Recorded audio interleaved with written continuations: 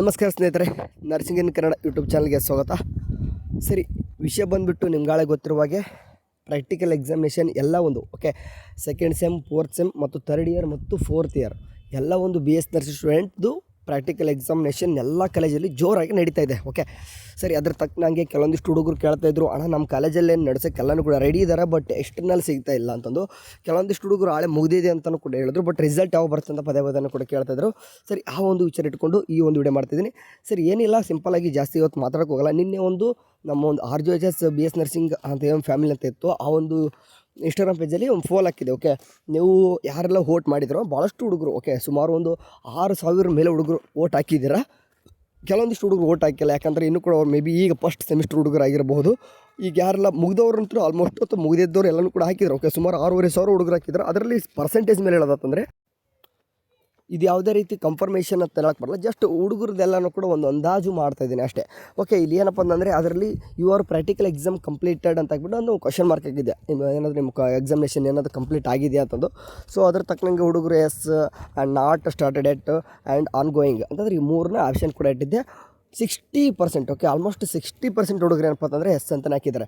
ಏನಕ್ಕೆ ಎಷ್ಟೊಂದು ಎಲ್ಲನೂ ಕೂಡ ಪ್ರಾಕ್ಟಿಕಲ್ ಎಕ್ಸಾಮ್ ಮುಗಿದಿದೆ ಅಂತ ಹಾಕಿದ್ದಾರೆ ಅಂತಂದರೆ ಮೇ ಬಿ ಇದು ಎಸ್ ಅಂತ ಹಾಕಿದವರು ಆಲ್ಮೋಸ್ಟ್ ಏನಪ್ಪ ಅಂದರೆ ಸೆಕೆಂಡ್ ಸೆಮ್ ಮತ್ತು ಫೋರ್ತ್ ಸೆಮಿಸ್ಟರ್ ಹುಡುಗರು ಏನಾಗಿರ್ತಾರೆ ನೀವೇ ಆಗಿದ್ರೆ. ಯಾಕಂದರೆ ನಿಮ್ಮದು ಒಂದೇ ಪ್ರಾಕ್ಟಿಕಲ್ ಎಕ್ಸಾಮ್ ಇದೆ ಅಲ್ವಾ.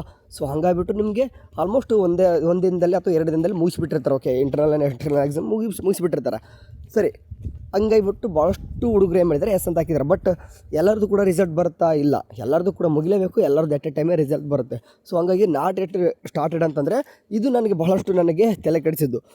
ಇವಾಗ ಇದು ಕೂಡ ನಾಟ್ ಎಟ್ ನಾಟ್ ಸ್ಟಾರ್ಟೆಡ್ ಎಟ್ ಅಂತ ಹಾಕಿದ್ದು ಕೂಡ ಸೆಕೆಂಡ್ ಸೆಮ್ ಫೋರ್ತ್ ಸೆಮಿಸ್ಟರ್ ಹುಡುಗರನ್ನೇ ಆಗಿರ್ತಾರೆ. ಏನಕ್ಕೆಪ್ಪ ಅಂತಂದರೆ ನಿಮ್ಗೆ ಒಂದೇ ಸಬ್ಜೆಕ್ಟ್ ಇರೋ ಕಾರಣ ಒಂದು ದಿನದಲ್ಲಿ ಮಾಡಿ ಮುಗಿಸ್ಬಿಡೋಣ ಅನ್ನೋಕ್ಕೆ ಮೇ ಬಿ ಬೇರೆ ಒಂದು ಕಾಲೇಜಲ್ಲಿ ಮೊದಲು ಥರ್ಡ್ ಇಯರ್ ಫೋರ್ತ್ ಇಯರ್ ಮಾಡ್ತಿರ್ತಾರೆ. ಸೊ ಹಂಗಾಗಿಬಿಟ್ಟು ನಿಮ್ಗೆ ಲೇಟ್ ಮಾಡಿರ್ತಾರೆ. ಸೊ ಹಂಗಾಗಿಬಿಟ್ಟು ನೀವು ಆಲ್ಮೋಸ್ಟ್ ಇದೇ ಇರ್ತಾರೆ. 60% ನೀವು ಹಾಕಿದ್ದೀರ ಅಂದರೆ ಬೇಗ ಮುಗಿಸಿದವ್ರದ್ದು ನೀವು ಆಗಿರ್ತದೆ, ಇನ್ನೂ ಕೂಡ ಸ್ಟಾರ್ಟ್ ಮಾಡದೇ ಇರೋದು ಕೂಡ ನೀವು ಆಗಿರ್ತಾರೆ. ಆನ್ ಗೋಯಿಂಗ್ ಅಂತ 20% ಅಂತಂದರೆ ಇಲ್ಲಿ ಆನ್ ಗೋಯಿಂಗಲ್ಲಿ ಥರ್ಡ್ ಇಯರ್ ಮತ್ತು ಫೋರ್ತ್ ಇಯರ್ ಬರ್ತಾರೆ ಅಂದ್ಕೊಳ್ಳಿ. ಯಾಕಂತಂದರೆ ಥರ್ಡ್ ಇಯರ್ಗೆ ಅವ್ರಿಗೆ 3 ಇದ್ದಾವೆ ಪ್ರಾಕ್ಟಿಕಲ್ ಎಕ್ಸಾಮು, ಆ್ಯಂಡ್ ಫೋರ್ತ್ ಇಯರ್ದವರು ಕೂಡ 2 ಇದ್ದಾವೆ. ಸೊ ಹಂಗಾಗಿಬಿಟ್ಟು ಇನ್ನೂ ಕೂಡ 40% ಹುಡುಗರದು ಇನ್ನೂ ಕೂಡ ಪ್ರಾಕ್ಟಿಕಲ್ ಎಕ್ಸಾಮಿನೇಷನ್ ಮುಗಿದಿಲ್ಲ. ಸೊ ಮೇ ಬಿ ಇನ್ನೂ ಮುಗಿತೆ. ಅವ್ರು ಕೊಟ್ಟಿರೋ ಡೇಟು 3/2/2024 ಇದ್ರ ಒಳಗಡೆನೇ ಆಗಬೇಕು. ಆಲ್ಮೋಸ್ಟ್ ಅದ್ರ ಒಳಗಡೆ ಆಗುತ್ತೆ ಅನ್ಕೊಂಬಿಡಿ. ಯಾಕಂದರೆ 60% ಮುಗಿದಿದೆ ಅಂತಂದರೆ ಇವತ್ತು ನಿನ್ನೆ ನೈಟ್ ಹಾಕಿದ್ದು ಫೋಲ್. ಆ್ಯಕ್ಚುಲಿ ಇವತ್ತು ಎಷ್ಟು ಹುಡುಗರು ಅಂದರೆ ಸಿರಿಮನಿ ಒಂದು 5 to 10% ಕೂಡ ಇವತ್ತು ಮುಗಿದಿರ್ತದೆ ಎಷ್ಟೊಂದು ಕಾಲೇಜಲ್ಲಿ. ಆಲ್ಮೋಸ್ಟು 3ನೇ ತಾರೀಕು ಅನ್ನೋಷ್ಟರಲ್ಲೇ ಮುಗಿಯುತ್ತೆ. ಅದಾಗಿ ಕೂಡ ಕೆಲವೊಂದಿಷ್ಟು ಮುಗಿದೋತಂದರೆ ಒಂದು 4ನೇ ತಾರೀಕು ಇನ್ನೂ ಡೇಟ್ ಎಕ್ಸ್ಟೆಂಡ್ ಮಾಡ್ಬೋದು, ಬಟ್ ಮಾಡಲಿಕ್ಕಿಲ್ಲ. ಯಾಕಂದರೆ ಇಲ್ಲೇ ನಾವು ಫೋಲ್ ಹಾಕಿದ್ದು ನೋಡಿತಂದರೆ ಗೊತ್ತಾಗ್ಬಿಡ್ತದೆ ಹುಡುಗರು ಆಲ್ಮೋಸ್ಟ್ ಎಸ್ ಅಂತ ಬಂದಿದೆ. 60% ಆಗಿದೆ ಎಸ್ ಅಂತ. ರಿಮೈನಿಂಗ್ 40% ಅದರಲ್ಲೂ ಕೂಡ ಅಲ್ಲಿ 20% ನಾಟ್ ಆನ್ ಗೋಯಿಂಗಲ್ಲಿದೆ ಅಂತಂದರೆ ಅದು ಕೂಡ ಮುಗೀತು ಅಂತ ಅರ್ಥ. ಇವತ್ತು ಇನ್ನೊಂದು 2 ದಿನದಲ್ಲಿ ಮುಗಿದು ಬಿಡ್ತದೆ. ನಾಟ್ ಸ್ಟಾರ್ಟ್ ಡೇಟ್ ಅಂತ ಏನು ಕರ್ತಾರೆ, ಇನ್ನೂ ಕೂಡ ಸ್ಟಾರ್ಟೇ ಆಗಿಲ್ಲ ಅನ್ನೋರ್ದು ಏನಪ್ಪ ಅಂದರೆ ಮೇ ಬಿ ನೀವು ಫೋರ್ತ್ ಸೆಮ್ ಸೆಕೆಂಡ್ ಸೆಮಿಸ್ಟರ್ ಹುಡುಗರೇ ಇರ್ತಾರೆ. ಮತ್ತು ಥರ್ಡ್ ಇಯರ್ ಫೋರ್ತ್ ಇಯರ್ ಇನ್ನೂ ಕೂಡ ಸ್ಟಾರ್ಟ್ ಆಗಿಲ್ಲ ಅಂತಂದರೆ ಮತ್ತೆ ಇನ್ನೂ ಡೇಟ್ ಮುಂದಕ್ಕೆ ಹೋಗ್ಬೋದು. ಆವಾಗ ಆಲ್ಮೋಸ್ಟ್ ನೋಡಿ 3ನೇ ತಾರೀಕು ಮುಗ್ತದೆ.